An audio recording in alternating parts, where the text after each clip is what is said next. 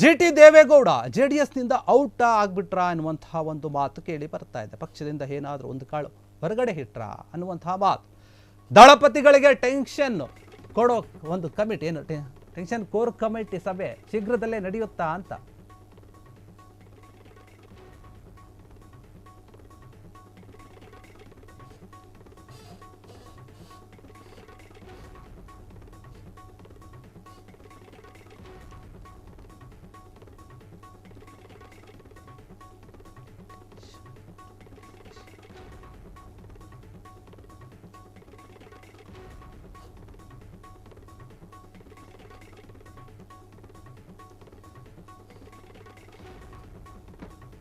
ಜಿಟಿ ದೇವೇಗೌಡ ಜೆಡಿಎಸ್ನಿಂದ ಔಟ್ ಆಗ್ತಾ ಇದ್ದಾರೆ ಅಥವಾ ಹೊರಗೆ ಬರ್ತಾ ಇದ್ದಾರಾ ಎನ್ನುವಂತಹ ಪ್ರಶ್ನೆ ಮೂಡ್ತಾ ಇದೆ. ಯಾಕಂದ್ರೆ ಈ ಒಂದು ವಿಚಾರವಾಗಿ ಈಗ ದಳಪತಿಗಳಿಗೆ ಟೆನ್ಷನ್ ಶುರುವಾಗಿದೆ. ಕೋರ್ ಕಮಿಟಿ ಸಭೆ ಕೂಡ ಶೀಘ್ರವೇ ನಡೆಯುತ್ತೆ ಅಂತ ಹೇಳ್ತಾ ಇದ್ದಾರೆ. ಜೆಡಿಎಸ್ ಪಕ್ಷದಲ್ಲಿ ಮೇಲ್ನೋಟಕ್ಕೆ ಎಲ್ಲವೂ ಕೂಡ ಚೆನ್ನಾಗಿದ್ರು ಕೂಡ ಏನೋ ಒಂದು ಗೊಂದಲ, ಅನುಮಾನ ಎಲ್ಲವೂ ಕೂಡ ಇದೆ ಅಂತ ಅನಿಸ್ತಾ ಇದೆ. ಒಳಗೊಳಗೆ ಎಲ್ಲವೂ ಕೂಡ ಸರಿ ಇಲ್ಲ, ಸ್ಥಳೀಯ ನಾಯಕರ ಕೊರತೆ ಇದೆ ಎನ್ನುವಂತಹ ಮಾತು ಕೇಳಿ ಬರ್ತಾ ಇದೆ. ಜೆಡಿಎಸ್ ಪಕ್ಷದಲ್ಲಿ ಮೇಲ್ನೋಟಕ್ಕೆ ಎಲ್ಲವೂ ಸರಿ ಇದೆಯಪ್ಪ, ಎಲ್ಲ ನಾಯಕರು ಸರಿ ಇದೆ ಅನ್ಸುತ್ತೆ, ಆದರೆ ಒಳಗೊಳಗೆ ಎಲ್ಲವೂ ಕೂಡ ಸರಿ ಇಲ್ಲ, ಸ್ಥಳೀಯ ನಾಯಕರು ಕೂಡ ಸರಿ ಇಲ್ಲ ಅಂತ ಜಿಟಿಡಿ ಜೆಡಿಎಸ್ನಿಂದ ಏನು ಉಳಿದುಕೊಂತಾರಾ ಇಲ್ವಾ, ಹೊರಗೆ ಬರ್ತಾರಾ ಅಂತ, ಸಂಪೂರ್ಣವಾಗಿ ಜೆಡಿಎಸ್ನಿಂದ ದೂರ ಉಳಿತಾರಾ ಜಿಟಿಡಿ ಅನ್ನುವಂತಹ ಒಂದು ಮಾತು. ನಿಖಿಲ್ ಕೈಗೂ ಸಿಗ್ತಾ ಇಲ್ಲ, ಕುಮಾರಸ್ವಾಮಿ ಕೈಗೂ ಸಿಗ್ತಾ ಇಲ್ಲ, ದೇವೇಗೌಡರ ಕೈಗೂ ಸಿಗ್ತಾ ಇಲ್ಲ.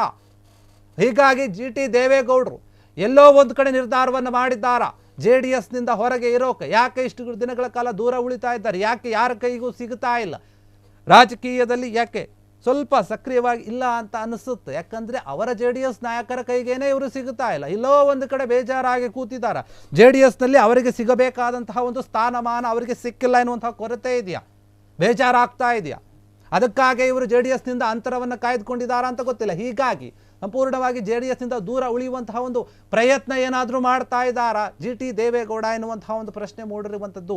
ಜೆಡಿಎಸ್ನಲ್ಲಿ ಎಲ್ಲವೂ ಕೂಡ ಸರಿ ಇದೆ ಅನ್ನುವಂಥದ್ದು ಮೇಲ್ನೋಟಕ್ಕೆ ಗೊತ್ತಾದರೂ ಕೂಡ, ಕಾಣಿಸ್ತಾ ಇದ್ರು ಕೂಡ, ಆದರೆ ಒಳಗೊಳಗೆ ಯಾವುದೂ ಕೂಡ ಸರಿಯಿಲ್ಲ.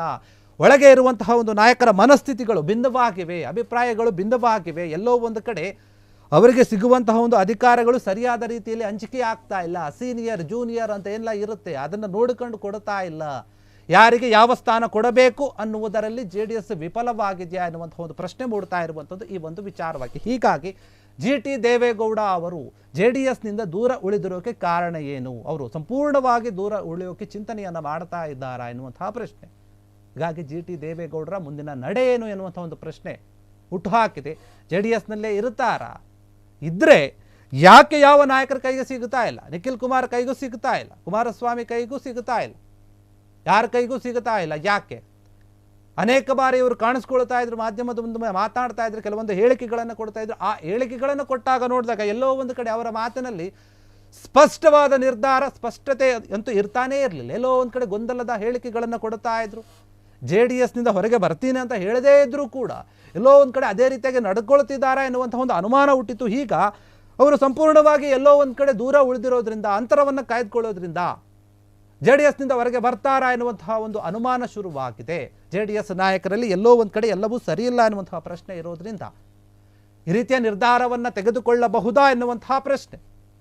ಸದ್ಯಕ್ಕೆ ಈ ಒಂದು ವಿಚಾರವಾಗಿ ಜಿಟಿ ದೇವೇಗೌಡರ ಒಂದು ನಡೆ ಏನಿದೆ, ನಡವಳಿಕೆ ಏನಿದೆ, ಅದು ಸಾಕಷ್ಟು ಅನುಮಾನವನ್ನು ಹುಟ್ಟಾಕ್ತಾ ಇದೆ. ದಳಪತಿಗಳಿಗೆ ಒಂದು ರೀತಿಯಲ್ಲಿ ಟೆನ್ಷನ್ ಆಗ್ತಾ ಇದೆ. ಒಂದು ವೇಳೆ ಜಿಟಿ ದೇವೇಗೌಡರು ಜೆಡಿಎಸ್ನಿಂದ ಹೊರಗೆ ಹೋದರೆ ಒಂದು ದೊಡ್ಡ ಶಕ್ತಿ ಹೊರಗೆ ಹೋದಂತೆ ಆಗುತ್ತೆ. ಅದು ಕೂಡ ನಿಜ. ಯಾಕಂದರೆ ಜಿಟಿ ದೇವೇಗೌಡ ಅವರಿಗೆ ತನ್ನದೇ ಆದಂತಹ ಒಂದು ರಾಜಕೀಯ ಸಾಮರ್ಥ್ಯ ಇದೆ, ಅನುಭವ ಇದೆ, ಅನುಭವಿ ರಾಜಕಾರಣಿ.